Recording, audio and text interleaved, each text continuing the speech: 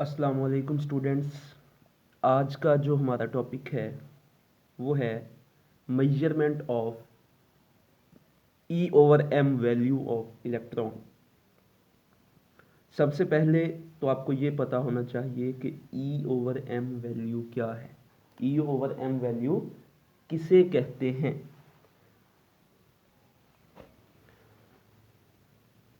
बच्चों, जब आपने कैथोड रेज की प्रॉपर्टीज पढ़ी थी तो वहाँ पे आपने ये बात की थी कि ई ओवर एम क्या है। ई मीन चार्ज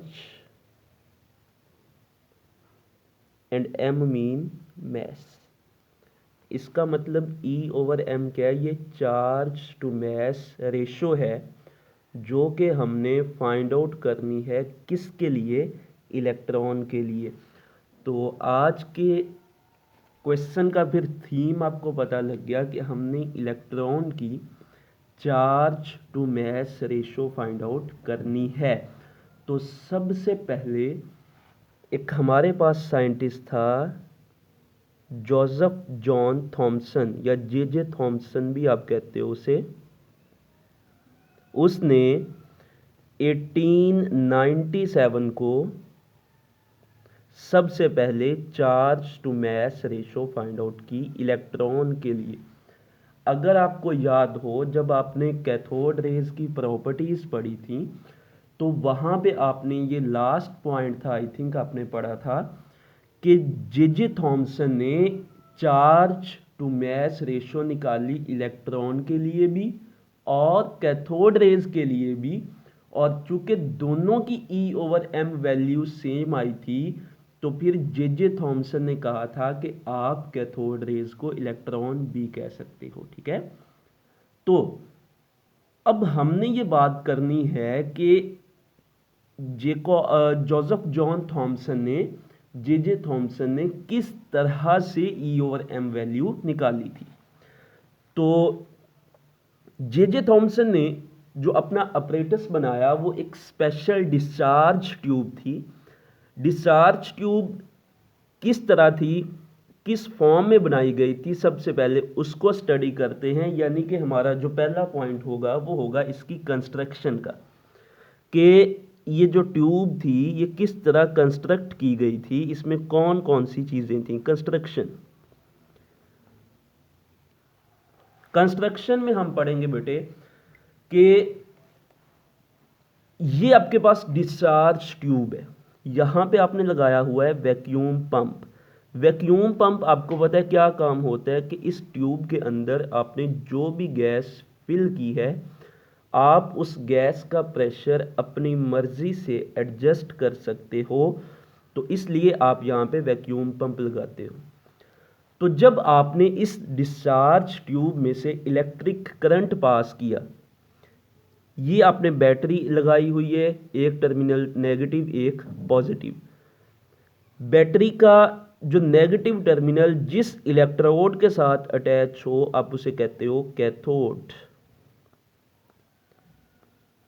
और पॉजिटिव टर्मिनल वाले को आप नेम देते हो एनोड का।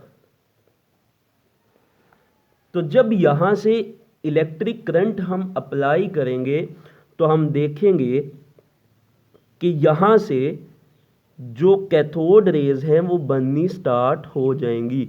यहां से कैथोड रेज बननी स्टार्ट हो जाएंगी। ये आपके पास आ गई कैथोड रेज। अब अगर आपको नजर आ रहा हो तो यहां पे मैंने ये जो एनोड है उसके अंदर एक छोटा सा होल है, मैंने सुराखदार परफोरेटेड एनोड यूज किया है ताकि ये जो कैथोड रेज बने। आपको पता है कैथोड रेज की प्रॉपर्टी ये है कि वो कैथोड से होती हुई एनोड की तरफ जाती है। तो इस होल से होती हुई ये जो कैथोड रेज हैं वो आगे मूव कर जाएंगी। यहां तक हमने स्टडी कर लिया इस ट्यूब को। अब आगे हम जो पॉइंट पढ़ेंगे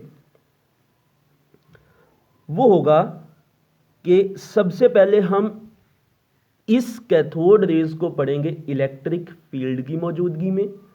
फिर हम इस कैथोड रेज को पढ़ेंगे मैग्नेटिक फील्ड की मौजूदगी में, और फिर हम दोनों की गैर मौजूदगी में पढ़ेंगे। यानी कि इस कैथोड रेज को, जो यहाँ से कैथोड रेज बनी है, इसको हमने तीन तरह से स्टडी करने। एक हमने उस वक्त स्टडी करना है जब आपने इलेक्ट्रिक फील्ड लगाई हो, एक आपने उस वक्त स्टडी करना है जब आपने मैग्नेटिक फील्ड लगाई हो, एक आपने उस वक्त स्टडी करना है कि जब ना इलेक्ट्रिक फील्ड हो ना मैग्नेटिक फील्ड हो। ये पॉइंट बेसिकली आपने कैथोड रेज की प्रॉपर्टीज में भी पढ़ लिया था, उसी को हम थोड़ा सा डिटेल में पढ़ेंगे, और वही E/m वैल्यू ऑफ इलेक्ट्रॉन का क्वेश्चन है। तो यहाँ पे हम देखते हैं, सबसे पहले जब आपने इलेक्ट्रिक फील्ड अप्लाई की, इलेक्ट्रिक फील्ड आपको पता है इलेक्ट्रिक करंट अप्लाई करते हो तो एक टर्मिनल पॉजिटिव होता है, दूसरा नेगेटिव। जब ये कैथोड रेज यहाँ से आ रही हैं तो उनके रास्ते में हमने इलेक्ट्रिक फील्ड रखी। चूंकि कैथोड रेज पे चार्ज होता है नेगेटिव, तो ये कैथोड रेज मूव कर जाएंगी टुवर्ड पॉजिटिव प्लेट। आपने पढ़ा हुआ है कि opposite charges attract each other, कि जो ऑपोजिट चार्जेस होते हैं वो एक दूसरे को अट्रैक्ट करते हैं। तो यहाँ पे फिर ये जो नेगेटिव कैथोड रेज आ रही हैं, ये थोड़ी सी फिर झुक जाएंगी, मूव कर जाएंगी टुवर्ड पॉजिटिव प्लेट। तो यहाँ पे फिर ये पॉजिटिव प्लेट की तरफ मूव कर जाएंगी, यहाँ से होती हुई ऊपर की जानिब चली जाएंगी इस तरह से। क्यों? क्योंकि ऊपर वाली साइड पे हमने पॉजिटिव प्लेट रखी हुई है, जिसकी वजह से ये नेगेटिव यहाँ से ऊपर वाली सरफेस के ऊपर मूव कर गया, टुवर्ड अपर सरफेस चली गई ये कैथोड रेज। रीजन क्या थी कि अपर सरफेस पे हमने यहाँ पे इलेक्ट्रिक फील्ड लगाई हुई थी, और उस इलेक्ट्रिक फील्ड की पॉजिटिव प्लेट अपर सरफेस पे थी, जिसकी वजह से ये कैथोड रेज अपर सरफेस की जानिब मूव कर गई। अब डिस्चार्ज ट्यूब के जिस हिस्से के साथ ये टकराएंगी, उस हिस्से को हम एक पॉइंट का नेम दे देते हैं। फॉर एग्जांपल P, एक पॉइंट यहां पे आ गया। अब हम अगला जो पॉइंट पढ़ेंगे, हम पढ़ेंगे कि अब हमने इलेक्ट्रिक फील्ड लगाई थी, तो हमने देखा कि ये जो कैथोड रेज हैं ये अपर सरफेस में मूव कर गई। अब हम बिल्कुल पेपर के परपेंडिकुलर एक मैग्नेट लगा देते हैं। क्या लगा देते हैं? मैग्नेट लगा देते हैं। ये हमने लगा दिया एक मैग्नेट। मैग्नेट का एक पोल आपको पता है नॉर्थ पोल होता है, एक साउथ पोल। अब आप इलेक्ट्रिक फील्ड हटा दो, इलेक्ट्रिक फील्ड हटा दिया आपने, पॉजिटिव नेगेटिव प्लेट हटा दिया आपने। अब आपने लगाया है मैग्नेट यहाँ पे। मैग्नेट आपने पढ़ा हुआ है कि मैग्नेट क्या करता है, मैग्नेट इन कैथोड रेज को सर्कुलर पाथ में रोटेट करवा देगा, नीचे की जानिब बेंड करवा देगा। तो ये मैग्नेट क्या करेगा, इन कैथोड रेज को सर्कुलर पाथ में यानी कि नीचे की जानिब बेंड करवा देगा। एक पॉइंट हमारे पास आ गया, ये हमारे पास दो पॉइंट आ गए डिस्चार्ज ट्यूब के ऊपर। जब आपने इलेक्ट्रिक फील्ड अप्लाई की, ये पॉइंट आया। जब आपने मैग्नेटिक फील्ड अप्लाई की, मैग्नेट रखा, ये पॉइंट आया। अब इलेक्ट्रिक फील्ड तो आपने पहले से हटा दिए, अब मैग्नेट भी हटा दो। ना हमारे पास इलेक्ट्रिक फील्ड है, ना हमारे पास मैग्नेटिक फील्ड है। तो जब ना इलेक्ट्रिक फील्ड हो ना मैग्नेटिक फील्ड हो, तो आपने पढ़ा हुआ है कि कैथोड रेज एक सीधी लाइन में मूव करती हैं। एक पॉइंट आपके पास ये आ गया। इन तीनों पॉइंट्स को नेम दो। इस पॉइंट को आप नेम दोगे P1, इसको आप कह लोगे P2, और इसको आप कह लोगे P3। ये तीन पॉइंट्स आए। तो कंस्ट्रक्शन में हमने कितनी चीजें पढ़ी? पहली चीज एनोड, दूसरी चीज आपने जो पढ़ी वो है कैथोड, तीसरी चीज ये total glass tube, glass tube. उसके बाद नंबर 4 पे आएगा इलेक्ट्रिक फील्ड, इलेक्ट्रिक फील्ड, और नंबर 5 पे आएगा मैग्नेटिक, मैग्नेटिक फील्ड। लेंज। ये टोटल आपके पास 5 इसके कंस्ट्रक्शन के पॉइंट्स हैं। अब हम पढ़ेंगे अगला पॉइंट जो होगा, इसकी होगी वर्किंग। इसकी क्या होगी? वर्किंग। वर्किंग जो अभी मैंने आपको बताई वही इसकी वर्किंग है।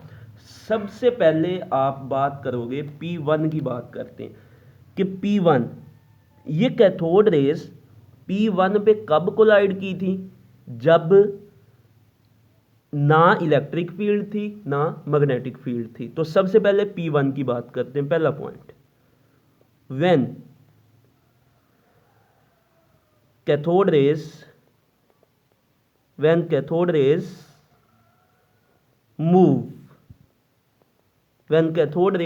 move in the absence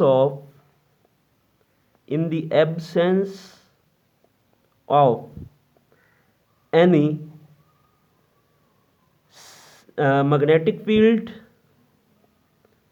and electric field, कि जब कैथोड रेस किसी भी मैग्नेटिक फील्ड और इलेक्ट्रिक फील्ड की एब्सेंस में, गैर मौजूदगी में मूव करती हैं, they will strike on point 1।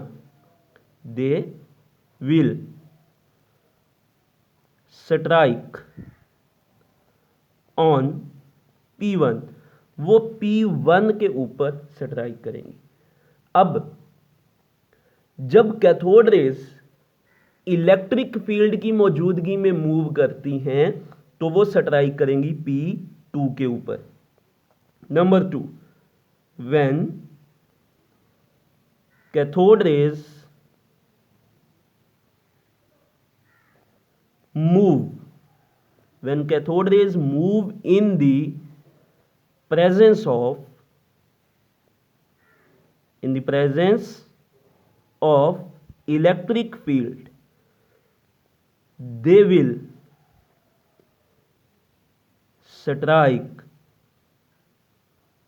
strike on P2, वो P2 पॉइंट के ऊपर स्ट्राइक करेंगी।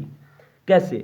कि जब आपने ये कैथोड रेज यहां से आ रही थी, जब आपने इलेक्ट्रिक फील्ड अप्लाई की, कैथोड रेज के ऊपर नेगेटिव चार्ज है, इस प्लेट पर पॉजिटिव चार्ज है, तो ये नेगेटिव चार्ज वाली रेज इस पॉजिटिव की तरफ मूव हो गई, जिसकी वजह से ये थोड़ी सी अपर सरफेस में मूव कर गई और इन्होंने स्ट्राइक किया, कोलाइड किया। स्ट्राइक मीन टकराना, कोलाइड करना, किस पॉइंट पे? P2 के ऊपर। तो इसी तरह अब हम पढ़ेंगे कि जब आपने इस इलेक्ट्रिक फील्ड को हटाया और आपने मैग्नेटिक फील्ड अप्लाई की, मैग्नेट लगाया perpendicular to the plane of paper, कि पेपर की प्लेन के परपेंडिकुलर जब आपने ये मैग्नेट रखा तो क्या किया इसने इस कैथोड रेज को बेंड करवा दिया नीचे की जानिब। अच्छा, यहाँ पे पॉइंट आप तो पढ़ रहे हो इलेक्ट्रॉन की E/m वैल्यू, लेकिन यहाँ पे तो बात कर रहे हो आप कैथोड रेज की। आपको पता है कि कैथोड रेज बेसिकली इलेक्ट्रॉन्स ही है, ठीक है। तो यहाँ पे फिर जब आप मैग्नेटिक फील्ड यूज करोगे तो कैथोड रेज P3 के ऊपर मूव करेंगी। अगला पॉइंट हमारा होगा ये थर्ड पॉइंट। तो नंबर 3 पे, when cathode rays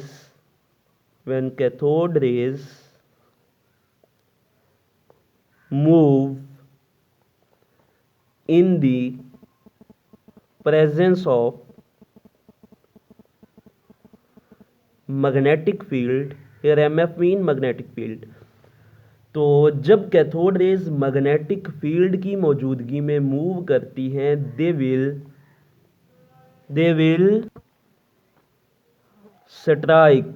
strike on P2, वो P3 पॉइंट के ऊपर स्ट्राइक करती हैं, P3 पर मूव कर जाती हैं। क्यों? क्योंकि मैग्नेटिक फील्ड उसको नीचे की तरफ बेंड कर देंगी, रोटेट करवा देंगी। तो ये हमारे हो गई इसकी वर्किंग, कि इसने वर्क कैसे किया। अब यहाँ पे क्वेश्चन ये है कि फिर जे थॉमसन ने चार्ज की value, charge to mass ratio की वैल्यू कैसे फाइंड आउट की। तो यहाँ पे ये इंपॉर्टेंट पॉइंट है कि जे थॉमसन ने अब इस सारे ऑपरेटर्स में आपने दो चीजें यूज की, एक इलेक्ट्रिक फील्ड, एक मैग्नेटिक फील्ड। तो जे थॉमसन ने क्या किया, उसने इलेक्ट्रिक फील्ड और मैग्नेटिक फील्ड की स्ट्रेंथ को कंपेयर करके E/m वैल्यू निकाल ली। J Thomson compare the strength of electric field and magnetic field. उसने इलेक्ट्रिक फील्ड और मैग्नेटिक फील्ड की स्ट्रेंथ को कंपेयर किया और E/m वैल्यू फाइंड आउट कर ली and find out E/m values. तो E/m वैल्यू उसने फाइंड आउट कर ली। अब E/m वैल्यू जो जे थॉमसन ने फाइंड आउट की वो कितनी थी, that is -1.7588 coulomb per kilogram. ये इसका यूनिट है, कूलम पर किलोग्राम। एमसीक्यू में भी आ सकता है। तो E/m वैल्यू इलेक्ट्रॉन के लिए कितनी है, -1.7588 कूलम पर किलोग्राम। अब इसके यूनिट को थोड़ा सा समझ लेते हैं कि इसका ये वाला यूनिट कूलम पर किलोग्राम कैसे आया। E/m बेटे जो चार्ज का यूनिट होता है दैट इज कूलम। चार्ज का यूनिट क्या है, कूलम।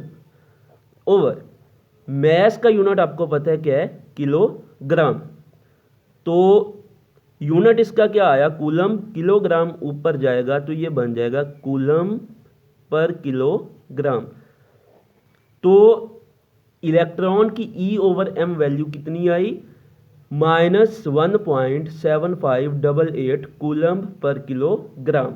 या आप इसे इस तरह कह सकते हो कि 1 किलोग्राम में टोटल कितने चार्जेस हैं, 1 किलोग्राम में टोटल -1.7588 चार्जेस मौजूद हैं। इतने कूलम चार्ज मौजूद है 1 किलोग्राम में।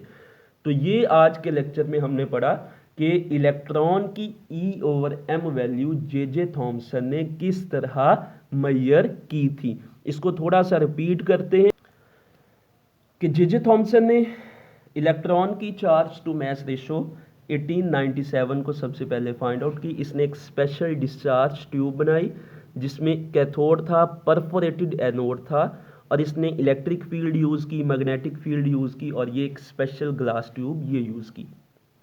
वर्किंग क्या थी कि जब उसने कैथोड रेज जो कैथोड्स की तरफ से एनोड की जानिब जा रही थी, जब उसने इलेक्ट्रिक फील्ड अप्लाई की तो इलेक्ट्रिक फील्ड के अप्लाई करने से उसने देखा कि कैथोड रेज मूव हो रही हैं टूवर्ड पॉजिटिव प्लेट। एक पॉइंट यहाँ पे आ गया। उसके बाद उसने देखा कि जब मैंने मैग्नेटिक फील्ड अप्लाई की तो मैग्नेटिक फील्ड के अप्लाई करने से जो कैथोड रेज हैं वो नीचे की जानिब बेंड हो रही हैं। तो यहाँ पे दूसरा पॉइंट आ गया। फिर उसने क्या किया, फिर उसने इस इलेक्ट्रिक फील्ड को भी हटा दिया, इस मैग्नेटिक फील्ड को भी हटा दिया, इलेक्ट्रिक और मैग्नेटिक फील्ड दोनों को हटा दिया। तो उसने देखा कि जो कैथोड रेज हैं वो बिल्कुल सीधी मूव कर रही हैं। क्यों? क्योंकि इस वक्त अब ना कैथोड रेज के ऊपर इलेक्ट्रिक फील्ड अप्लाई हो रही है ना मैग्नेटिक फील्ड। तो कैथोड रेज की आपने प्रॉपर्टी पड़ी हुई है कि वो बिल्कुल स्ट्रेट लाइन में मूव करती हैं। कब? जब ना इलेक्ट्रिक फील्ड हो ना मैग्नेटिक फील्ड हो। तो इन दोनों की गैर मौजूदगी में फिर ये कैथोड रेज P1 पर स्ट्राइक कर गई। तो जे थॉमसन ने क्या किया, इन दोनों जो ये आपने इलेक्ट्रिक फील्ड अप्लाई की और ये जो आपने मैग्नेटिक फील्ड अप्लाई की है, इन दोनों को कंपेयर करके उसने उसकी E/m value, charge to mass value जो है वो फाइंड आउट कर ली, जो कितनी आई आपके पास 1-1.7588 कूलम पर किलोग्राम। तो ये था आज का हमारा topic, measurement of charge to mass ratio of electron. अगले लेक्चर में हम इंशाल्लाह मिलिकॉन ऑयल ड्रॉप मेथड जो है वो कंप्लीट पढ़ेंगे। तो बच्चों साथ साथ आपने इनके नोट्स बनाते जाना है, जो हम पढ़ रहे हैं साथ साथ आपने नोट्स बनाते जाना है। और याद रखें जो आपने ऑनलाइन क्लासेस में पढ़ लिया वो दोबारा आपका रिपीट नहीं होगा। ओके जी, अल्लाह हाफिज़।